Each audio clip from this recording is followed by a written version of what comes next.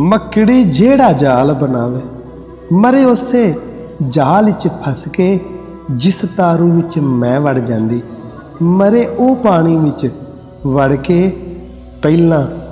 फसीए विच असी दलदल दे फिर सोचिए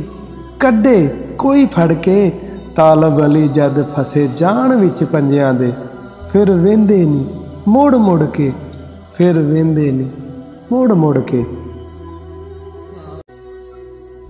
ऐ इंसान पहचान तू खुद नू ते क्यों रहना है हर तो गुस्से अंदर झाती मार तू अपने दस हेगा तू है किथे हर हिस्से दा नां रब रखिया ते कन नक मत्था उत्ते तालब तेरे नाम तो लावा दस हेगा तू है किथे दस हेगा तू है किथे।